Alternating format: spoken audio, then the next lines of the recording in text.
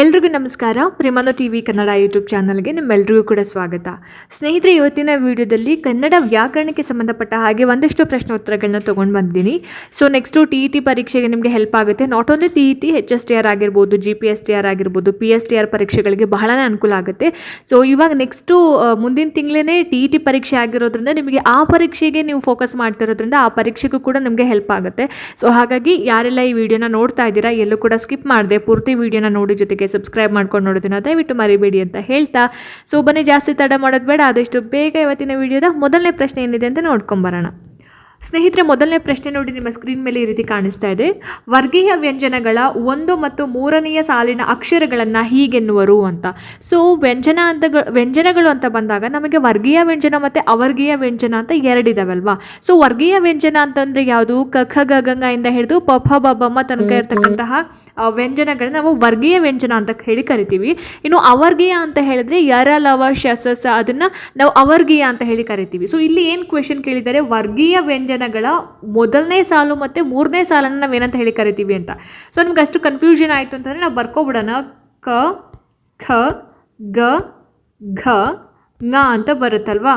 So ಇಲ್ಲಿ ಮೊದಲನೇ ಸಾಲು ಮತ್ತು ಇಲ್ಲಿ 3ನೇ ಸಾಲನ್ನು ಕೇಳಿರೋದ್ರಿಂದ ಕ ಮತ್ತು ಗ ಇದನ್ನು ನಾವು ಏನಂತ ಹೇಳಿ ಕರಿತೀವಿ?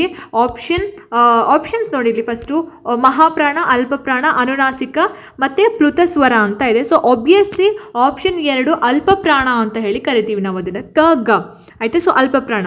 ಇನ್ನು 2ನೇ ಘ ಮತ್ತು 4ನೇ ಘ ಏನಿದೆ ಅದನ್ನು ನಾವು ಮಹಾಪ್ರಾಣ ಅಂತ ಕರಿತೀವಿ. ಹಾಗೆಯೇ ङ ಕ ಕ ಗ ಘ ङ ಏನಿದೆ ಅದನ್ನು ಅನುನಾಸಿಕ ಅಂತ ಹೇಳಿ ಕರಿತೀವಿ. ಸೊ ಇಲ್ಲಿ ಮೊದಲನೇ ಮತ್ತು 3ನೇ ಸಾಲು ಕೇಳಿರೋದ್ರಿಂದ ಆಪ್ಷನ್ 1 ಅಲ್ಪಪ್ರಾಣ ಅನ್ನೋದು ಸರಿಯಾಗಿರುವಂತಹ ಆನ್ಸರ್ ಆಗಿರುತ್ತೆ. ನೆಕ್ಸ್ಟ್ ಮುಂದಿನ ಒಂದು ಪ್ರಶ್ನೆ ನೋಡಿ, 2 ಅಥವಾ 2ಕ್ಕಿಂತ ಹೆಚ್ಚು ವ್ಯಂಜನಗಳಿಗೆ ಒಂದು ಸ್ವರ ಸೇರಿ ಆಗುವ ಅಕ್ಷರವನ್ನು ಏನಂತ ಹೇಳಿ ಕರೀತಾರೆ ಅಂತ. ಪ್ರಶ್ನೆ ಇನ್ನೊಂದ್ಸಲ ನೋಡಿ, 2 ಅಥವಾ 2ಕ್ಕಿಂತ ಹೆಚ್ಚು ವ್ಯಂಜನಗಳಿಗೆ ಒಂದು ಸ್ವರ ಸೇರಿ ಆಗುವಂತಹ ಒಂದು ಅಕ್ಷರವನ್ನು ಏನಂತ ಹೇಳಿ ಕರೀತಾರೆ ಅಂತ ಹೇಳಿಬಿಟ್ಟು. ಸೊ ಆಪ್ಷನ್ 1 ಒತ್ತಕ್ಷರ, ಆಪ್ಷನ್ 2 ಕಾಗುಣಿತ ಬಳ್ಳಿಗಳು, ಆಪ್ಷನ್ 4 ಬಳ್ಳಿಗಳು ಅಂತ ಇದೆ. ಸೊ ಆಪ್ಷನ್ 3 ಬಂದು ಕಾಗುಣಿತ, ಆಪ್ಷನ್ 4 ಬಂದು ಬಳ್ಳಿಗಳು ಅಂತ ಇದೆ. ಸೊ ಈ ಪ್ರಶ್ನೆಗೆ ಸರಿಯಾಗಿರುವಂತಹ ಉತ್ತರ ಏನಿರ್ಬೋದು ಹಾಗಾದರೆ? ಆಪ್ಷನ್ 1 ಒತ್ತಕ್ಷರ ಅನ್ನೋದು ಸರಿಯಾಗಿರುವಂತಹ ಆನ್ಸರ್ ಆಗಿರುತ್ತೆ. ಮುಂದಿನ ಒಂದು ಪ್ರಶ್ನೆ, 3ನೇ ಪ್ರಶ್ನೆ, ಮತಂಗಾಶ್ರಮ ಪದವು ಈ ಸಂಧಿಗೆ ಉದಾಹರಣೆಯಾಗಿದೆ ಅಂತ ಕೇಳಿದ್ದಾರೆ. ಸೊ ಮತಂಗಾಶ್ರಮ ಅನ್ನೋದನ್ನ ನಾವು ಯಾವ ಸಂಧಿಗೆ ಎಕ್ಸಾಂಪಲ್ ಆಗಿ ಕೊಡ್ಬೋದು ಅಂತ. ಸೊ ನಾವು ಸಂಧಿಯನ್ನು ನೋಡೋಕ್ಕಿಂತ ಮುಂಚೆ ಏನು ಮಾಡಬೇಕಾಗುತ್ತೆ? ಸಂಧಿ ಪದ ಮಾಡ್ಕೋಬೇಕಾಗುತ್ತೆ. ಸೊ ಇದನ್ನು ನಾವಿಲ್ಲಿ ಬಿಡಿಸ್ಕೋಬೇಕಾಗತ್ತೆ. ಹೇಗೆ ಬಿಡಿಸ್ಕೊಳ್ಳೋದು? ಮತಂಗಾಶ್ರಮ ಅಂತ ಬಂದಾಗ ಮತಂಗ ಪ್ಲಸ್ ಆಶ್ರಮ ಅಂತ ಇದೆ ಅಲ್ವಾ, ಆಶ್ರಮ ಅಂತ ಇದೆ. ಸೊ ಇವಾಗ ಇಲ್ಲಿ ಪೂರ್ವ ಪದ ಮತ್ತು ಉತ್ತರ ಪದ ಅನ್ನೋದು ಗೊತ್ತೇ ಇದೆ ನಿಮಗೆ. ಸೊ ಪೂರ್ವ ಪದ ಮತ್ತು ಉತ್ತರ ಪದ ಎರಡರಲ್ಲೂ ಕೂಡ ಏನಾಗಿದೆ, ಇಲ್ಲಿ ಅ ಅಂತಲೇ ಇದೆ. ಸೊ ಮತಂಗ ಅ ಪ್ಲಸ್ ಆ ಅಂತ ಇದೆ. ಸೊ ಇದರ ಒಂದು ದೀರ್ಘ ಸ್ವರ ಬರೋದನ್ನು ನಾವೇನಂತ ಹೇಳಿ ಕರಿತೀವಿ? ಸವರ್ಣ ದೀರ್ಘ ಸಂಧಿ ಅಂತ ಹೇಳಿ ಕರಿತೀವಿ. ಸೊ ಆಪ್ಷನ್ 1 ಸವರ್ಣ ದೀರ್ಘ ಸಂಧಿ ಅನ್ನೋದು ಸರಿಯಾಗಿರುವಂತಹ ಆನ್ಸರ್ ಆಗುತ್ತೆ. ಮತಂಗಾಶ್ರಮ ಪದ ಸವರ್ಣ ದೀರ್ಘ ಸಂಧಿಗೆ ಉದಾಹರಣೆ ಆಗಿರುವಂಥದ್ದು. So option 1. ನೆಕ್ಸ್ಟು ಮುಂದಿನ ಒಂದು ಪ್ರಶ್ನೆ, ಈ ಕೆಳಗಿನವುಗಳಲ್ಲಿ ದ್ವಿರುಕ್ತಿ ಪದ ಯಾವುದು ಅಂತ ಕೇಳಿದ್ದಾರೆ. ಸೊ ಫಸ್ಟ್ ಆಫ್ ಆಲ್ ದ್ವಿರುಕ್ತಿ ಅಂದರೆ ಏನು? ದ್ವಿ ಅಂದರೆ 2, ಉಕ್ತಿ ಅಂದರೆ ಮಾತು. ಒಂದೇ ಪದನ 2 ಸಲ ನಾವು ಹೇಳೋದು. ಸೊ ಇಲ್ಲಿ ಮೊದಲು ಹಾಲುಗೀಲು, ಮನೆ ಮಠ, ಗುಡಿ ಗೋಪುರ ಅಂತ ಇದೆ. ಸೊ ಆನ್ಸರ್ ಏನಿರ್ಬೋದು ಹಾಗಾದರೆ ಈ ಪ್ರಶ್ನೆಗೆ? ಆಪ್ಷನ್ 1 ಮೊದಲು ಅನ್ನೋದು ದ್ವಿರುಕ್ತಿ ಆಗುತ್ತೆ. ಇನ್ನು ಹಾಲುಗೀಲು, ಮನೆ ಮಠ, ಗುಡಿ ಗೋಪುರ ಇದೆಲ್ಲ ಏನಾಗುತ್ತೆ ಅಂತ ಹೇಳಿದ್ರೆ ಜೋಡು ನುಡಿ ಆಗುತ್ತೆ. ಸೊ ಹಾಲುಗೀಲು ಇದು ಜೋಡಿ ಆಗಲ್ಲ. ಸೊ ಇದು ಬೇರೆನೇ ಪದ ಆಗುತ್ತೆ. ಮನೆ ಮಠ, ಗುಡಿ ಗೋಪುರ ಜೋಡು ನುಡಿ ಆಗುತ್ತೆ. ಆ್ಯಂಡ್ ಇಲ್ಲಿ ಮೊದಲು ಅನ್ನೋದೇನಿದೆ ಅಲ್ಲ, ಇದು ದ್ವಿರುಕ್ತಿ ಆಗುತ್ತೆ. ಸೊ 4ನೇ ಪ್ರಶ್ನೆಗೆ ಆಪ್ಷನ್ 1 ಸರಿಯಾದ ಆನ್ಸರ್ ಆಗುತ್ತೆ. 5ನೇ ಒಂದು ಪ್ರಶ್ನೆ, ಕೆಳಗಿನವುಗಳಲ್ಲಿ ಯಾವುದು ಜೋಡು ನುಡಿ ಅಲ್ಲ ಅಂತ ಕೇಳಿದ್ದಾರೆ. ಸೊ ಯಾವುದು ಜೋಡು ನುಡಿ ಅಲ್ಲ ಅಂತ? ಸೊ ಹಚ್ಚ ಹಸಿರು, ಹಣ್ಣು ಹಂಪಲು, ತಿಂಡಿ ತೀರ್ಥ, ಮನೆಗಿನಿ, ಸೊ ಇದೆಲ್ಲವೂ ಏನು ಒಂದು ಪದಗಳನ್ನ ಕೊಟ್ಟಿದ್ದಾರೆ. ಇದರಲ್ಲಿ ಯಾವುದು ಜೋಡು ನುಡಿ ಅಲ್ಲ ಅನ್ನೋದು? ಸೊ ಆಪ್ಷನ್ 1 ಹಚ್ಚ ಹಸಿರು ಏನಿದೆ ಅಲ್ಲ, ಅದು ಜೋಡು ನುಡಿ ಆಗಲ್ಲ. ಸೊ ಹಾಗಾಗಿ ಆಪ್ಷನ್ 1 ಇಲ್ಲಿ ಸರಿಯಾದ ಆನ್ಸರ್ ಆಗುತ್ತೆ. ಮುಂದಿನ ಒಂದು ಪ್ರಶ್ನೆ, ಕೆಳಗಿನವುಗಳಲ್ಲಿ ಸಂಧ್ಯಾಕ್ಷರಗಳು ಯಾವುದು ಅಂತ ಕೇಳಿದ್ದಾರೆ. ಸೊ ಯಾವುದು ಹಾಗಾದರೆ ಸಂಧ್ಯಾಕ್ಷರಗಳು? Option 1 A I, option B ಓ ಔ, ಆಪ್ಷನ್ ಸಿ ಎ ಓ, ಆಪ್ಷನ್ ಡಿ ಐ ಮತ್ತು ಇ ಅಂತ ಇದೆ. ಸೊ ಇಲ್ಲಿ ಸಂಧ್ಯಾಕ್ಷರ ಅಂತ ಬಂದಾಗ ಆಪ್ಷನ್ 4 ನೋಡಿ, ಇಲ್ಲಿ ಐ ಮತ್ತು ಇ ಅನ್ನು ನಾವೇನಂತ ಹೇಳಿ ಕರಿತೀವಿ, ಸಂಧ್ಯಾಕ್ಷರಗಳು ಅಂತ ಹೇಳಿ ಕರಿತೀವಿ. ಓಕೆನಾ, ಸಂಧ್ಯಾಕ್ಷರ ವರ್ಣಮಾಲೆಯಲ್ಲಿ ಇರುವಂತಹ ಸಂಧ್ಯಾಕ್ಷರ ಅಂತ ಬಂದಾಗ ಐ ಮತ್ತು ಇ 2 ಸಂಧ್ಯಾಕ್ಷರಗಳಾಗುತ್ತೆ. ಸೊ ನೆಕ್ಸ್ಟ್ ಮುಂದಿನ ಪ್ರಶ್ನೆ, ಕೆಳಗಿನವುಗಳಲ್ಲಿ ಆಗಮ ಸಂಧಿಗೆ ಉದಾಹರಣೆಯಾದ ಪದವಿದು ಅಂತ ಕೇಳಿದ್ದಾರೆ. ಸೊ ಯಾವುದು ಹಾಗಾದರೆ ಆಗಮ ಸಂಧಿ ಅಂತ? ಸೊ ಆಗಮ ಸಂಧಿಯಲ್ಲಿ 2 ವಿಧಗಳಿದಾವಲ್ಲ, ವಕಾರಾಗಮ ಮತ್ತು ಯಕಾರಾಗಮ ಅಂತ. ಸೊ ಇಲ್ಲಿ ಕೊಟ್ಟಿರ್ತಕ್ಕಂತಹ 4 ಪದಗಳಲ್ಲಿ ಸರಿಯಾಗಿರುವಂತಹ ಆನ್ಸರ್ ಏನಿರ್ಬೋದು ನೋಡಿ. ಇಲ್ಲಿ ಮುಂಜೆರಗು ಭಾವನೆಯುಂಟಾಯಿತು ಕಣ್ಗುರುಡ ಬೇರೊಬ್ಬ ಅಂತ ಇದೆ. ಸೊ ಇಲ್ಲಿ ಆಗಮ ಸಂಧಿ ಅಂತ ಬಂದಾಗ ನಾವು ಆಪ್ಷನ್ ಬಿ ಭಾವನೆಯುಂಟಾಯಿತು ಅನ್ನೋದನ್ನ ನಾವು ಆಗಮ ಸಂಧಿಗೆ ಎಕ್ಸಾಂಪಲ್ ಕೊಡ್ಬೋದು. ಯಾಕೆ ಅಂತ ಹೇಳಿದ್ರೆ ಇಲ್ಲಿ ನೋಡಿ, ಇಲ್ಲಿ ನಾನು ಬರಿತಾ ಹೋಗ್ತೀನಿ, ಭಾವನೆ ಪ್ಲಸ್ ಉಂಟಾಯಿತು ಅಂತ ಇದೆ, ಉಂಟಾಯಿತು ಅಂತ. ಸೊ ಸಂಧಿಪದ ಆಗಬೇಕಾದ್ರೆ ಇಲ್ಲಿ ಹೂ ಬದಲಿಗೆ ಏನು ಬಂದಿದೆ, ಯು ಬಂದಿದೆ, ಅಂದರೆ ಯಾ ಬಂದಿದೆ. ಹಾಗಾಗಿ ಇದು ಯಕಾರ ಆಗಮ ಸಂಧಿ. ಸೊ ಇಲ್ಲಿ ಆಗಮ ಸಂಧಿ ಅನ್ನೋದಕ್ಕೆ ಕೇಳಿರೋದ್ರಿಂದ ಆಪ್ಷನ್ 2 ಭಾವನೆ ಉಂಟಾಯಿತು ಅನ್ನೋದು ಏನಿದೆ ಅಲ್ಲ, ಯಕಾರ ಆಗಮ ಸಂಧಿ ಅಥವಾ ಆಗಮ ಸಂಧಿಗೆ ಎಕ್ಸಾಂಪಲ್ ಆಗಿ ನಾವು ಕೊಡ್ಬೋದು. ನೆಕ್ಸ್ಟ್ ಮುಂದಿನ ಒಂದು ಪ್ರಶ್ನೆ, ಸ್ವರದ ಮುಂದೆ ಸ್ವರ ಬಂದು ಸಂಧಿಯಾಗುವಾಗ ಪೂರ್ವ ಪದದಲ್ಲಿರುವ ಕೊನೆಯ ಸ್ವರ ಬಿಟ್ಟು ಹೋಗುವುದನ್ನು ಹೀಗೆನ್ನುವರು ಅಂತ ಕೇಳಿದ್ದಾರೆ. ಸೊ ಏನು ಹಾಗಾದರೆ ಯಾವ ಸಂಧಿಗೆ ನಾವು ಇದನ್ನು ಡೆಫಿನೇಷನ್ ಆಗಿ ಕೊಡಬಹುದು ಅಂತ ಹೇಳಿಬಿಟ್ಟು, ಸೊ ಆಪ್ಷನ್ 1 ಆಗಮ ಸಂಧಿ, ಆಪ್ಷನ್ 2 ಲೋಪ ಸಂಧಿ, ಆಪ್ಷನ್ 3 ಆದೇಶ ಸಂಧಿ, ಹಾಗೆಯೇ ಆಪ್ಷನ್ 4 ವಿಸಂಧಿ ಅಂತ ಇದೆ. ಆಯಿತಾ, ಸರಿಯಾಗಿರುವಂತಹ ಉತ್ತರ ಏನಿರ್ಬೋದು ಹಾಗಾದರೆ ಈ ಒಂದು ಪ್ರಶ್ನೆಗೆ? ಎಸ್, ಆಪ್ಷನ್ 2 ನೋಡಿ, ಆಪ್ಷನ್ ಬಿ ಏನಿದೆ ಅಲ್ಲ, ಲೋಪ ಸಂಧಿ ಅನ್ನೋದು ಸರಿಯಾಗಿರುವಂತಹ ಆನ್ಸರ್ ಆಗುತ್ತೆ. ಸ್ವರದ ಮುಂದೆ ಸ್ವರ ಬಂದು ಸಂಧಿ ಆಗಬೇಕಾದ್ರೆ ಪೂರ್ವ ಪದದಲ್ಲಿ ಇರ್ತಕ್ಕಂತಹ ಒಂದು ಕೊನೆಯ ಸ್ವರ ಬಿಟ್ಟು ಹೋಗೋದನ್ನು ಅಥವಾ ಲೋಪ ಆಗೋದನ್ನು ನಾವೇನಂತ ಹೇಳಿ ಕರಿತೀವಿ, ಲೋಪ ಸಂಧಿ ಅಂತ ಹೇಳಿ ಕರೆಯುವಂಥದ್ದು. ಸೊ ಹಾಗಾಗಿ ಆಪ್ಷನ್ 2 ಲೋಪ ಸಂಧಿ ಸರಿಯಾದ ಆನ್ಸರ್ ಆಗುತ್ತೆ. ಮುಂದಿನ ಒಂದು ಪ್ರಶ್ನೆ ನೋಡಿ, ಇಲ್ಲಿ ಇದು ಕೂಡ ಒಂದು ಸಂಧಿಯ ಒಂದು ವಿವರಣೆಯನ್ನು ಕೊಟ್ಟಿದ್ದಾರೆ. ಯಾವ ಸಂಧಿ ಅಂತ ನಾವು ಇಲ್ಲಿ ಹೇಳಬೇಕಾಗುತ್ತೆ. ಓಕೆನಾ, ಸೊ ಮೊದಲನೇದು ಇಲ್ಲಿ ನೋಡಿ, ಇಲ್ಲಿ ಸ್ವರದ ಮುಂದೆ ಸ್ವರವು ಬಂದು ಸಂಧಿಯಾದಾಗ ಪೂರ್ವ ಪದದ ಕೊನೆಯ ಸ್ವರ ಹಾಗೂ ಉತ್ತರ ಪದದ ಮೊದಲ ಸ್ವರಗಳ ಮಧ್ಯದಲ್ಲಿ ಹೊಸದಾಗಿ ಒಂದು ಸ್ವರ ಸೇರಿದರೆ ಉಂಟಾಗುವ ಸಂಧಿ ಡ್ಯಾಶ್ ಅಂತ ಕೇಳಿದ್ದಾರೆ. ಯಾವ ಸಂಧಿ ಅಂತ? ಸೊ ಇನ್ನೊಂದ್ಸಲ ನೀಟಾಗಿ ಓದಿ. ಅಲ್ಲಿ ಸ್ವರದ ಮುಂದೆ ಸ್ವರ ಬಂದು ಸಂಧಿಯಾಗಬೇಕಾದ್ರೆ ಪೂರ್ವ ಪದದ ಕೊನೆಯ ಸ್ವರ ಹಾಗೂ ಉತ್ತರ ಪದದ ಮೊದಲ ಸ್ವರಗಳ ಮಧ್ಯದಲ್ಲಿ ಹೊಸದಾಗಿ ಒಂದು ಸ್ವರ ಸೇರಿದ್ರೆ ಅದನ್ನು ನಾವು ಏನಂತ ಹೇಳಿ ಕರಿತೀವಿ ಅಂತ ಹೇಳಿ. ಸೊ ಆಪ್ಷನ್ ನೋಡಿ, ಇಲ್ಲಿ ಲೋಪ ಸಂಧಿ, ಆಗಮ ಸಂಧಿ, ಆದೇಶ ಸಂಧಿ ಮತ್ತು ವಿಸಂಧಿ ಅಂತ ಇದೆ. ಸೊ ಸರಿಯಾಗಿರುವಂತಹ ಆನ್ಸರ್ ಈ ಒಂದು ಪ್ರಶ್ನೆಗೆ ಆಪ್ಷನ್ ಬಿ ಆಗಮ ಸಂಧಿ ಅನ್ನೋದು ಸರಿಯಾಗಿರುವಂತಹ ಆನ್ಸರ್ ಆಗುತ್ತೆ. ನೆಕ್ಸ್ಟು ಮುಂದಿನ ಒಂದು ಪ್ರಶ್ನೆ ನೋಡಿ, ಇಲ್ಲಿ 10ನೇ ಪ್ರಶ್ನೆ, ಶರಶ್ಚಂದ್ರ, ಬೃಹಚ್ಛತ್ರ, ಹರಿಶ್ಚಂದ್ರ ಈ ಪದಗಳು ಸಂಸ್ಕೃತ ಸಂಧಿಯ ಈ ಪ್ರಕಾರಕ್ಕೆ ಉದಾಹರಣೆಯಾಗಿದೆ ಅಂತ ಕೇಳಿದ್ದಾರೆ. ಸೊ ಇವೆಲ್ಲವೂ ಕೂಡ ಸಂಸ್ಕೃತ ಪದಗಳು. ಸೊ ಇದು ಯಾವ ಸಂಧಿ, ಸಂಸ್ಕೃತ ಸಂಧಿಯ ಯಾವ ಸಂಧಿಗೆ ಉದಾಹರಣೆ ಅಂತ ಕೇಳಿರೋ ಅಂಥದ್ದು. ಆಯಿತಾ, ಸೊ ಆಪ್ಷನ್ಸ್ ನೋಡಿದ್ರೆ ಜಸ್ತ್ವ ಸಂಧಿ, ಅನುನಾಸಿಕ ಸಂಧಿ, ಶುತ್ವ ಸಂಧಿ ಮತ್ತು ಎಣ್ ಸಂಧಿ ಅಂತ ಇದೆ.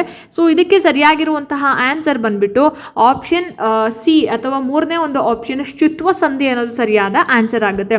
ಶರಶ್ಚಂದ್ರ, ಬೃಹಚ್ಛತ್ರ, ಹರಿಶ್ಚಂದ್ರ ಅನ್ನೋದೆಲ್ಲವೂ ಏನಾಗುತ್ತೆ ಇಲ್ಲಿ ಶುತ್ವ ಸಂಧಿಗೆ ಬರೋ ಅಂಥದ್ದು.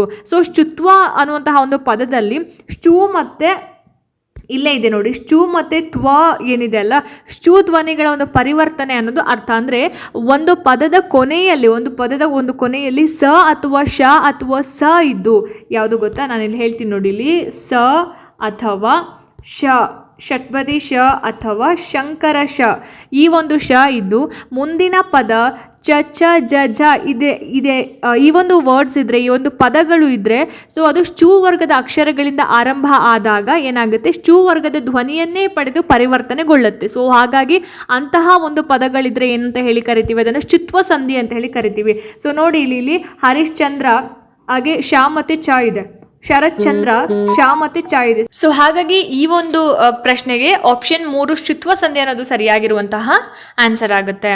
ನೆಕ್ಸ್ಟ್ ಮುಂದಿನ ಒಂದು ಪ್ರಶ್ನೆ ನೋಡಿ, ಇಲ್ಲಿ ಪೂಳ್ದೆಡೆ ಪದವು ಈ ಸಂಧಿಗೆ ಉದಾಹರಣೆಯಾಗಿದೆ ಅಂತ ಕೇಳಿದ್ದಾರೆ. ಸೊ ಪೂಳ್ದೆಡೆ ಅನ್ನೋದು ಯಾವ ಒಂದು ಸಂಧಿಗೆ ಎಕ್ಸಾಂಪಲ್ ಆಗಿ ನಾವು ಕೊಡಬಹುದು ಅಂತ ಆಯ್ಕೆಗಳು ನೋಡಿ, ಲೋಪ ಸಂಧಿ, ಆದೇಶ ಸಂಧಿ, ವಕಾರ ಆದೇಶ ಸಂಧಿ, ಚ ಚ ಜ ಕಾರ ಆದೇಶ ಸಂಧಿ ಅಂತ ಇದೆ. ಸೊ ಇಲ್ಲಿ ಸರಿಯಾಗಿರುವಂತಹ ಒಂದು ಉತ್ತರ ಏನಪ್ಪಾ ಅಂತ ಹೇಳಿದ್ರೆ ಈ ಒಂದು ಪ್ರಶ್ನೆಗೆ ಆಪ್ಷನ್ 1 ಲೋಪಸಂಧಿ ಅನ್ನೋದು ಆನ್ಸರ್ ಆಗುತ್ತೆ. ಸೊ ಇದು ಹೇಗೆ ಲೋಪಸಂಧಿ ಆಗುತ್ತೆ ಅಂತ ಹೇಳಿದ್ರೆ ಇಲ್ಲಿ ಪೂಲ್ದೆಡೆನ ನಾವು ಫಸ್ಟ್ ಏನ್ ಮಾಡ್ಬೇಕಾಗುತ್ತೆ, ಬಿಡಿಸ್ಕೊಂಡು ಬರಿಬೇಕಾಗತ್ತೆ ಆಯ್ತಾ. ಸೊ ಇದನ್ನ ನಾವು ಬಿಡಿಸಿದಾಗ ಪೂಳು ಪ್ಲಸ್ ತಡೆ ಆಗತ್ತೆ ಆಯ್ತಾ.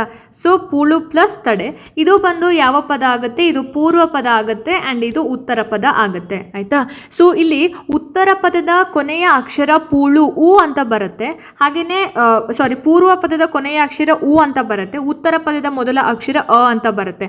ಸೊ ನಾವು ಸಂಧಿ ಕಾರ್ಯ ಮಾಡಬೇಕಾದ್ರೆ ಏನಾಗುತ್ತೆ, ಉ ಅನ್ನೋದು ಇದು ಲೋಪ ಆಗುತ್ತೆ, ಪೂಳು ಪ್ಲಸ್ ತಡೆ ಪೂಳ್ದೆಡೆ. ಸೊ ಎ ಬರುತ್ತೆ ಹೊಸದಾಗಿ. ಸೊ ಹಾಗಾಗಿ ಇದನ್ನು ನಾವು ಇಲ್ಲಿ ಲೋಪಸಂಧಿ ಅಂತ ಹೇಳಿ ಆನ್ಸರ್ ಮಾಡ್ಬೋದು. ಸೊ ಆಪ್ಷನ್ 1 ಪೂಳ್ದೆಡೆ ಅನ್ನೋದು ಇಲ್ಲಿ ಬಂದ್ಬಿಟ್ಟು ಲೋಪಸಂಧಿ ಆಗುವಂಥದ್ದು ಆಯಿತಾ.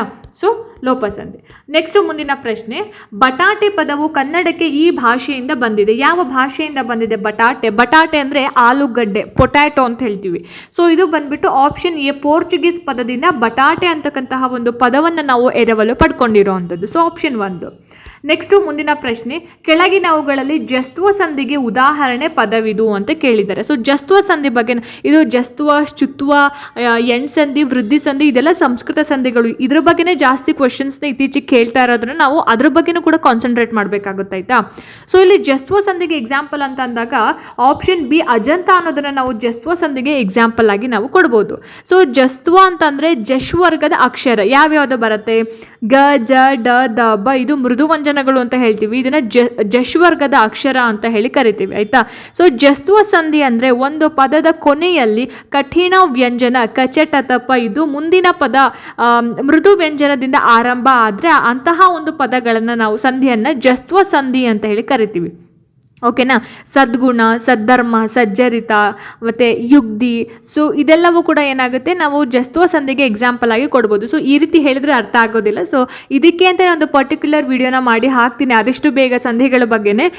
ಸೊ ಅವಾಗ ನಿಮಗೆ ನೀಟಾಗಿ ಅರ್ಥ ಆಗ್ತಾ ಹೋಗುತ್ತೆ. ಸೊ ಇಲ್ಲಿ ಅಜಂತ ಅನ್ನೋದನ್ನು ನಾವು ಜಸ್ತ್ವ ಸಂಧಿಗೆ ಎಕ್ಸಾಂಪಲ್ ಆಗಿ ನಾವು ಕೊಡ್ತಾ ಹೋಗ್ಬೋದು ಆಯಿತಾ. ಸೊ ನೆಕ್ಸ್ಟ್ ಮುಂದಿನ ಒಂದು ಪ್ರಶ್ನೆ ನೋಡಿ, ಇಲ್ಲಿ ಒಬ್ಬರು ಹೇಳಿದ ಮಾತನ್ನು ಯಥಾವತ್ತಾಗಿ ಬರಿಬೇಕಾದ್ರೆ ಆ ಚಿಹ್ನೆಯನ್ನು ಬಳಸಲಾಗುವುದು ಅಂತಂದರೆ ಒಬ್ರು ಹೇಳಿರೋವಂಥ ಒಂದು ಮಾತನ್ನ ಅವ್ರು ಹೇಳಿದ ಹಾಗೆ ಬರಿತೀವಿ ಅಂದರೆ ನಾವು ಯಾವ ಚಿಹ್ನೆಯನ್ನು ಬಳಸ್ತೀವಿ ಅಂತ ಹೇಳಿ ಕೇಳಿರೋವಂಥದ್ದು.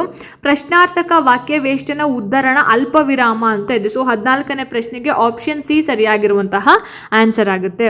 ಇನ್ನು ಈ ಒಂದು ವಿಡಿಯೋದ ಕೊನೆಯ ಪ್ರಶ್ನೆ ರೂಪದ ಮತ್ತು ವಾಕ್ಯಗಳ ಮುಂದೆ ಈ ಚಿಹ್ನೆಯನ್ನು ಬಳಸಲಾಗುವುದು. ಸೊ ಪ್ರಶ್ನೆ ರೂಪದ ಪದ ಮತ್ತು ವಾಕ್ಯಗಳ ಮುಂದೆ ಯಾವ ಚಿಹ್ನೆಯನ್ನು ನಾವು ಬಳಸ್ತೀವಿ ಅಂತಂದರೆ ಆಬ್ವಿಯಸ್ಲಿ ಪ್ರಶ್ನಾರ್ಥಕ ಚಿಹ್ನೆಯನ್ನು ಬಳಸ್ತೀವಿ ಅಲ್ವಾ. ಸೊ ಈ ರೀತಿಯಾದಂತಹ ಒಂದು ಪ್ರಶ್ನಾರ್ಥಕ ಚಿಹ್ನೆ ಆಪ್ಷನ್ ಡಿ ಇದಕ್ಕೆ ಸರಿಯಾಗಿರುವಂತಹ ಆನ್ಸರ್ ಆಗುತ್ತೆ. ಸೊ ನೋಡಿದ್ರಲ್ಲ ಸ್ನೇಹಿತರೆ, ಇದಾಗಿತ್ತು ಇವತ್ತಿನ ಕನ್ನಡ ವ್ಯಾಕರಣಕ್ಕೆ ಸಂಬಂಧಪಟ್ಟ ಹಾಗೆ ಒಂದಷ್ಟು ಪ್ರಶ್ನೋತ್ತರಗಳು. ಸೊ ಮುಂದಿನ ವಿಡಿಯೋದಲ್ಲಿ ಇದರ ಮುಂದುವರೆದ ಭಾಗವನ್ನು ಆದಷ್ಟು ಬೇಗ ಅಪ್ಲೋಡ್ ಮಾಡ್ತೀನಿ. ಈ ವಿಡಿಯೋ ನಿಮಗೆ ಇಷ್ಟ ಆಯಿತು, ಅನುಕೂಲ ಆಯಿತು ಅಂತ ಭಾವಿಸ್ತಾ, ಇಷ್ಟ ಆಯಿತು ಅಂತಂದರೆ ದಯವಿಟ್ಟು ಲೈಕ್ ಮಾಡಿ, ಶೇರ್ ಮಾಡಿ, ಹಾಗೆ ನಿಮ್ಮ ಅನಿಸಿಕೆ ಅಭಿಪ್ರಾಯಗಳು ಏನೇ ಇದ್ರೂ ಕೂಡ ನನಗೆ ಕಾಮೆಂಟ್ ಸೆಕ್ಷನಲ್ಲಿ ತಿಳಿಸಿ ಅಂತ ಹೇಳ್ತಾ, ಇದೇ ರೀತಿ ಹೆಚ್ಚಿನ ವೀಡಿಯೋಸ್ಗಳಿಗೋಸ್ಕರ ನಿರಂತರವಾಗಿ ನನ್ನ ಚಾನಲನ್ನು ನೋಡ್ತಾ ಇರಿ. ಮುಂದಿನ ವೀಡಿಯೋಸ್ಗಳಲ್ಲಿ ನಾನು ನಿಮಗೆ ಸಿಗ್ತೀನಿ. ಅಲ್ಲಿ ತನಕ ಎಲ್ರಿಗೂ ನಮಸ್ಕಾರ.